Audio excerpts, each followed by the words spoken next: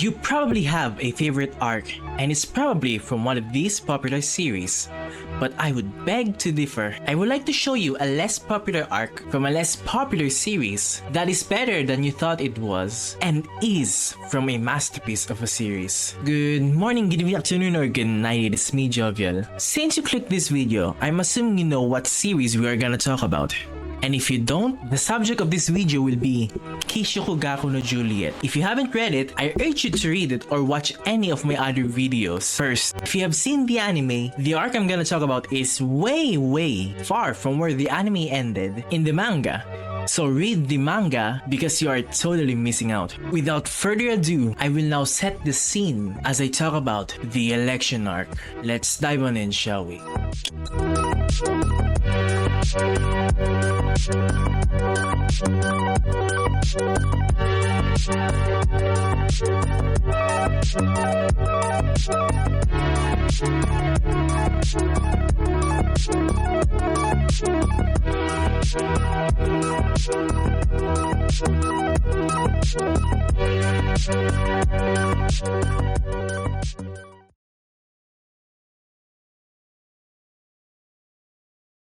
Yo Leon, wanna play?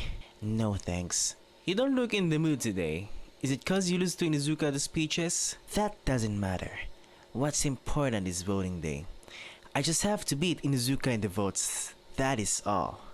Well then, let's begin discussing our battle plan. Whoa there! Aren't we forgetting something? Let's understand the story first to set the mood, anticipation, and the big reveal that both I and the series will do at the climax of our respective media. Kishuku Gakkou no Juliet is a series with heavy inspirations from Shakespeare's Romeo and Juliet. Admittedly, I forgot a lot of things that happened in the play. The earliest instance of inspiration can immediately be seen in the two main protagonists of Kishuku Gakkou no Juliet, Inuzuka Romeo and Persia Juliet. I will mostly use the Japanese format with the names for the entirety of the video. If I remember correctly, name-wise, I think the similarities are only with the main couple. Let's go with a synopsis taken from the website Analyst. At Dahlia Academy, a prestigious boarding school attended by the students of two feuding countries, the Eastern nation of Towa and the Principality of West, Romeo Inuzuka, leader of the dorm's Towa first years,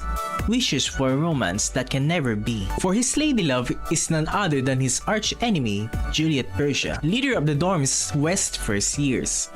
Is Inuzuka ready to risk it all to confess his feelings?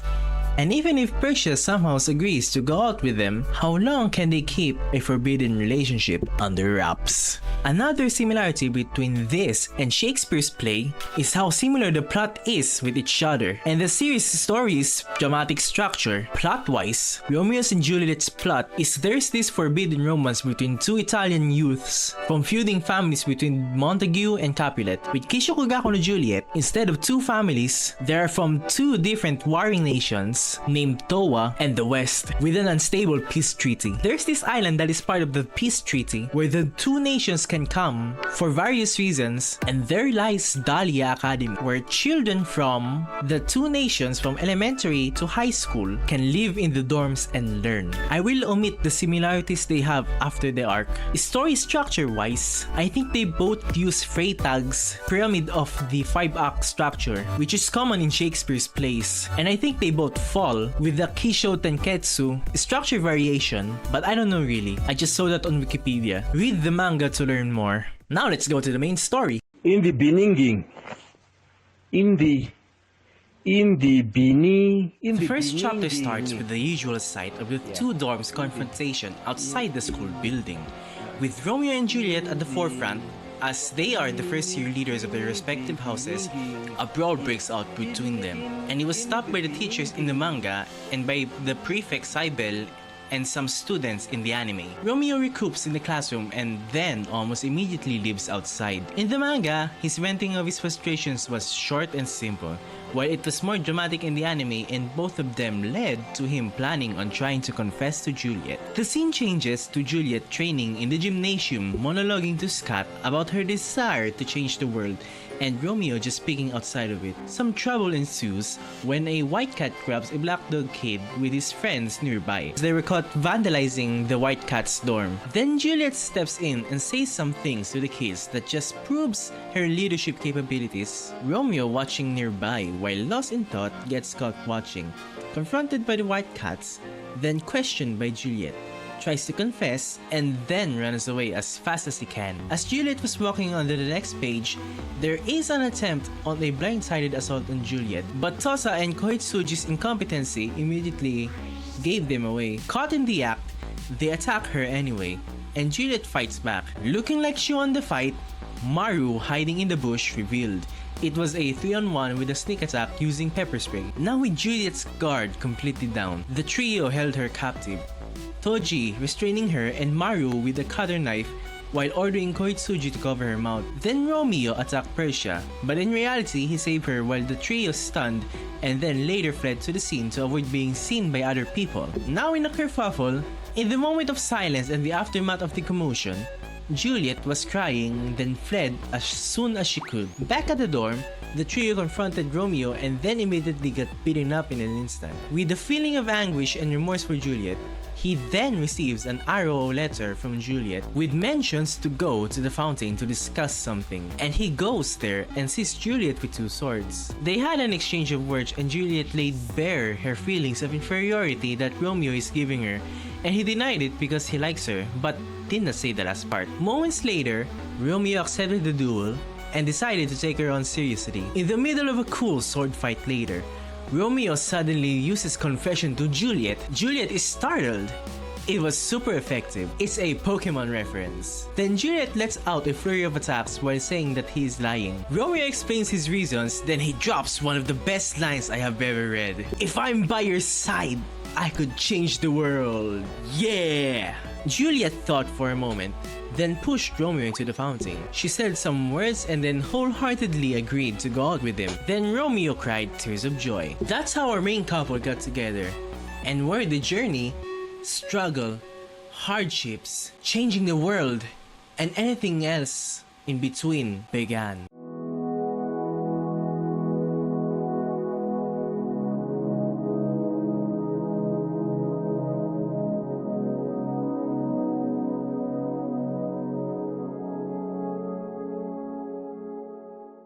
I will now skim through the story and only include things relevant to the arc, like the friends and allies they will make as the story continues. I personally prefer it when I let other people figure out the answer and then do a reveal, but I will ignore my preferences this time because it will be much faster to digest information this way. There is a cycle that is subconsciously happening that helps Romeo and Juliet achieve their ambitions. This will always happen to the people they will have a close encounter with. For a featured side character, there will be a conflict, and then there will be crafting of solutions, and then executing solutions, and then happy or satisfying outcomes. It's simple, but it's subconscious, and it really helped them along the way. Let's start with Husky. Husky's conflict is that Romeo reveals to Husky that he and Juliet are dating because Husky confessed to Romeo and then Romeo feels guilty hiding his relationship with her. The conflict is both Husky and Husky's feelings because she attacks Romeo with a sword, and Husky needs to accept the relationship eventually. Romeo came up with a solution to defuse this situation. When Juliet saw Husky chasing away Romeo in her window, she decided to take a look at what was happening. Juliet followed Romeo and they talked for a brief moment before Husky discovered them. And then Princess Char. While writing this part, I forget the cycle happened to Char first before Husky.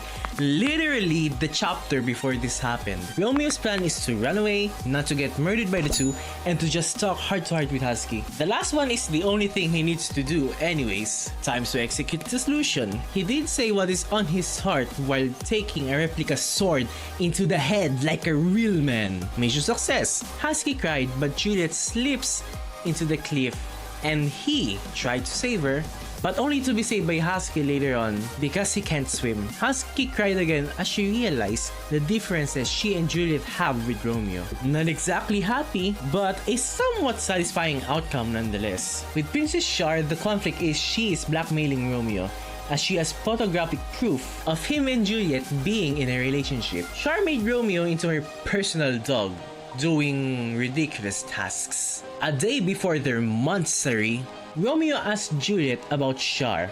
Then she answered. Then Romeo devises a plan to raid her room to look for dirt against Char, and eventually he did. Then Char knew what Inuzuka was up to. Then Char and Juliet talked. Then, after Juliet left, Romeo came out and had another talk with Char. Then problem solved. A somewhat satisfying outcome.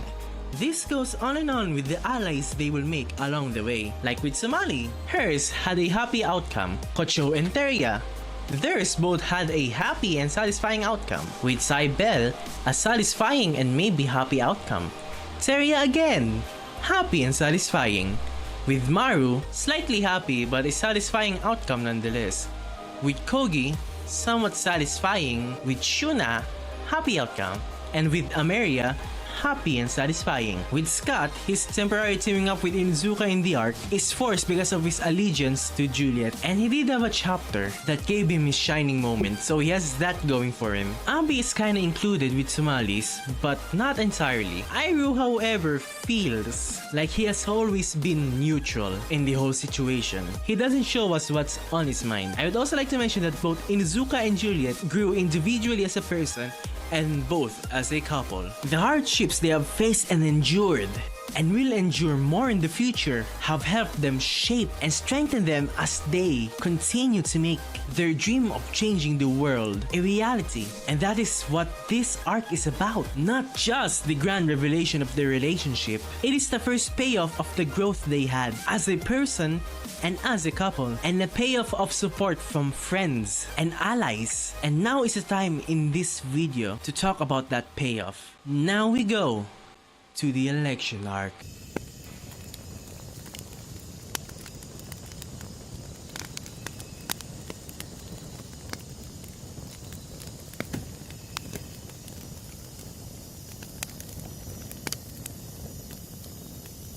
I had a hard time researching this one because out of all the internet, I can only find one post on Reddit talking about this arc, and there aren't any YouTube videos about this topic, so I had a hard time figuring out what chapter people consider the start of the arc, because I see 3 options, but I got an answer eventually. Let's start with chapter 84. Chapter 84 is the chapter after Leon's flashback is finished. Juliet, now dressed as Julio, comes back to the Black Dorm's dog to find Inuzuka because she is worried about him and wants to talk to him. While looking for him, Julio first encountered Maru, later on Shuna, then a while later Husky and the other black dogs, as Julio wants to look for Inuzuka before the big day. They failed to do so, but Julio found him at the entrance of the sewers. They had a heartfelt talk about Juliet as Julio, the election, and their ambitions. Everything went well, but Romeo felt like something is wrong. Chapter 85 starts with Leon's plan in action, then the side of students in the gymnasium. We get an explanation of how the election works, and after that, people start to notice that something is wrong. There are no teachers in sight. It's getting late, and the prefects and the candidates search for the teachers, but the students are getting restless, and then Leon's goons make a move. An all-out brawl between the students erupted. Inuzuka and Husky arrived first to witness the commotion. Then Iru, followed by Cybele and Keith. Cybele got hit with a pen and bled. Keith immediately attacked the person who did this and is now in a state of blind rage. Before anything worse could happen, Iru stepped up to try to calm Keith down, as he is the only one that can do it. The 2 head prefects are now in the fight. Then Juliet decides to try to stop the fight herself, but Romeo protected her before anything worse could happen. Now Leon says, "Is this what they call the power of love?" To the confusion of some people, and Inuzuka immediately realizes what is about to happen as she reveals that they are dating and branding them traitors. Chapter 86 starts off with a lot of questions, confusion and anger coming from the 2 dorms. The 2 remembered what their own mother said about a similar thing that happened a long time ago. Husky and Char both tried to defend them to no avail as Leon showed more proof. proving its legitimacy, and Giulio was revealed to be Juliet for the first and last time. Leon is claiming that Giulio is pretending to be their friend, but Juliet denies it, and Leon retorts if anyone will believe that excuse. Inuzuka, with life in his eyes, thinking of a way to fix the situation, got overshadowed again by Leon to worsen things for the two, and Inuzuka retorted that her worldview is wrong, then made an impassioned speech similar to the one he made on the debate, but the people are not buying it this time. Leon is now trying to make Inuzuka admit that the relationship is wrong, for the vile reasons that you see on the screen. Inuzuka tried to apologize to Persia, but she said no need, and then the author dropped the best, the most memorable, iconic, and awesomest moment in not just this series, but in all of manga. There is nothing wrong with our love. Peak goosebumps. It sends chills down my spine, seeing this iconic moment as they also declare, no matter what happens, no matter who rejects us, our feelings will never waver. Chapter 87 starts with some people with shouts of exile to them, and also some people questioning if what's happening is right. Anger from the crowd still ensues, but Maru stepped up and punched Inuzuka in the face. Maru, now pissed and with feelings of betrayal, especially with Giulio. In a blind rage, Maru throws a punch at Juliet, but she blocks the punch, and Juliet, who is pleading for Maru to listen, gets shut down, and he is now throwing a punch. But a repeat of the scene in chapter 3 occurs, but the difference this time is Juliet did not throw Maru to the ground because she wants him to know that she really did consider him as a friend, her first black dog friend. Persia wholeheartedly expressed her feelings of friendship while accepting whatever punishment Maru could give to Persia. Maru proceeds to shock them by punching his own face hard, claiming, "I was just punishing myself for doubting my old friend." Maru doesn't like Juliet, but he likes Giulio, and being with Giulio made him happy. He stands with them, and I quote, "I'm just being a friend." Chapter 88 starts with questions about Maru's decision from Leon and the other black dogs. Leon ponders on Maru's regrettable decision if it was made on a whim, on which Maru denied that statement. Maru added that his buddy Giulio is way more important to him, and there is no changing how he feels about it because he is being true to his heart. No more, no less. Moments later, Maru cast a vote for Inuzuka and put it in the box after a few light-hearted banters later.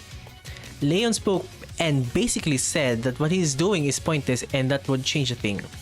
Maru agreed and then questioned the other black dogs on their friendship with Giulio. Tosa and Koitsuji immediately placed a vote on Inuzuka. Hasuke and Char reappeared while thanking Maru for what he has done. Hasuke and Char both know and acknowledge that it will only be convincing if someone like Maru does it, and that is a point that I will expand later on in the video. The two girls now cast their votes, with Hasuke for Inuzuka and Char for Persia, to the dismay of the other students. To answer Leon's question, Princess Char revealed that they knew about the two's relationship. Leon accused Char of conspiring with the two, and she flat out denied it. In fact, she wanted them to split up because dangerous things would happen like the one happening right now. Hasuke also revealed that she also knew of their relationship. She expressed feelings of betrayal and shock she had felt earlier and how worried she was for the two. Now they explained their good reasons on why when you see those two, they just can't help supporting them and giving them a helping hand.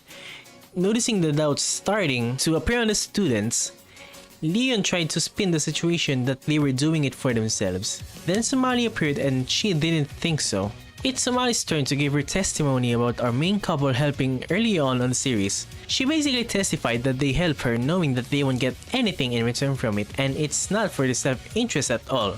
So Somali casted a vote for Persia after her testimony. Abby interrupted Somali because wasn't she gonna vote for him? Somali replied that she wanted to help Persia out, then Abby begrudgingly agreed because he owed Inuzuka a favor after all. Some goons are now worried that things are going south. Teria stepped forward and it's now her turn to talk. She asked if the reason he wanted to become her servant is because of Persia. Inuzuka immediately answered yes, and then afterward he asked if she was disappointed by that answer.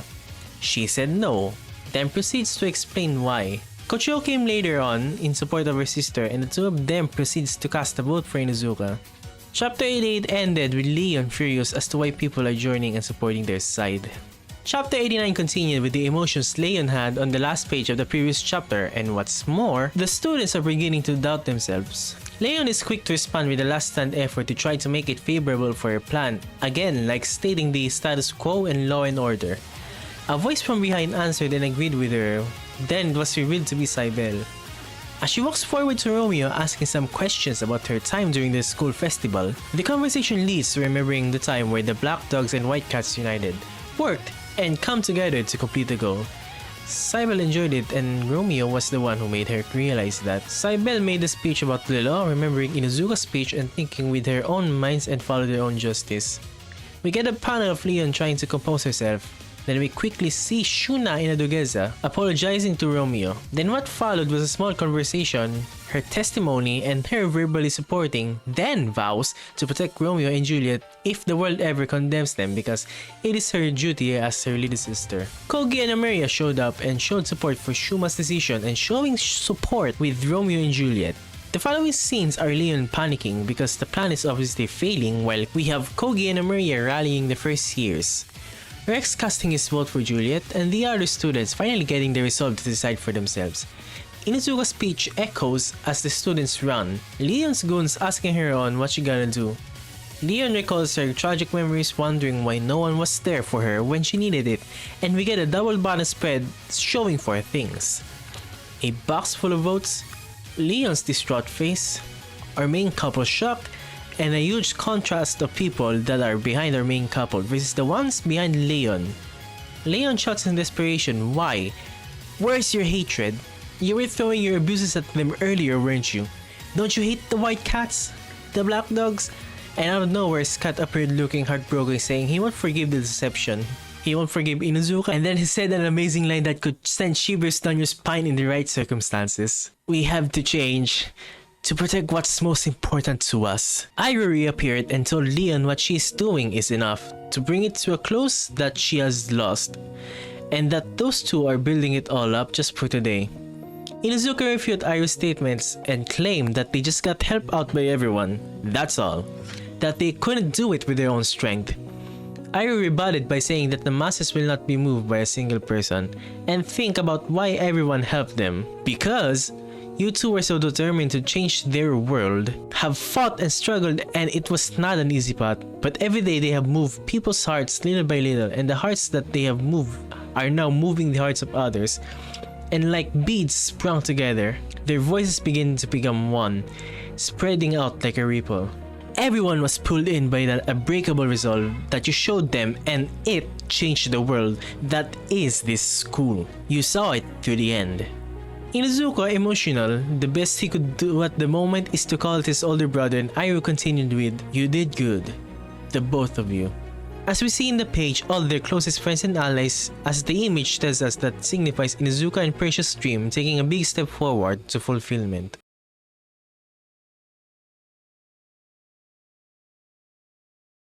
Chapter 89 is where I would personally end the arc, as in the following chapter, the first half is a prelude to Romeo's head prefectural duties and recap of the aftermath of the arc that is briefly told and summarized. The other half of the next chapter is about Leon, and on the later half, Leon leaving the academy and seen by his siblings. The arc is the culmination and result of everything that the two of them have done, their hard work, the connections that they have made with the people around them, every little effort that they could make, and every little effort that they could give.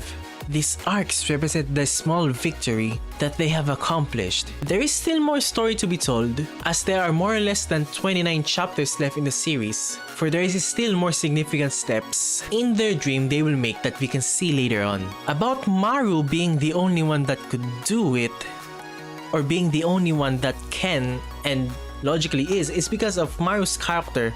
He was kind of like the one with the rough attitude and demeanor that is no nonsense and all straightforward and serious and brash, and he has that character that is believable, and only he in the entire series is like that, and that is the only one that is conceiving, because Maru is solid on his principles, on his ways and everything else. He is solid that only he, the one that everyone knows. Everyone knows Maru and everyone knows what it's like. And if someone like Maru has made a decision like that, then why shouldn't he? He is the only convincing one that could do it, and he is the only one that could have helped them in a way that is reasonable for the other students to see and believe and try to think for themselves and whatever happened on that arc.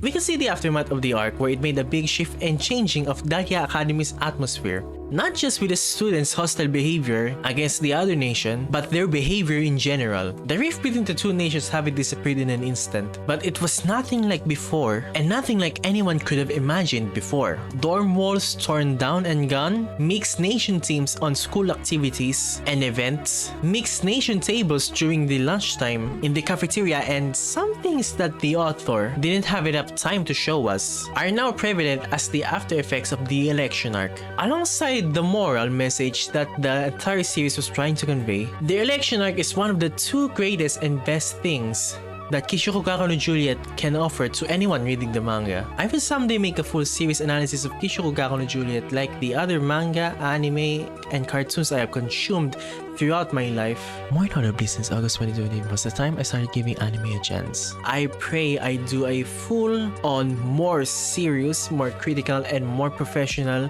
in a lot of ways, analysis, not just to this series, but the other series that I have loved like Steven Universe, Sordem Ayumo Siteku, Tonikao Kawaii, Tonai no Kay Butsukun, and many more. I want to say more things, like it really took me a while to complete this video. A lot has happened and there are some things that I will make on a future update for the channel, but I would like to ask for donations because as of things right now, it's looking like the only way I could still make videos at all is through donations. I don't think it's possible for me to make any videos without money, without funds anymore. But other than that, I will leave those thoughts in the description below. I hope and pray that you enjoyed this one, but that's it for me for this video. See you all next time. Peace and God bless you all. Love you all.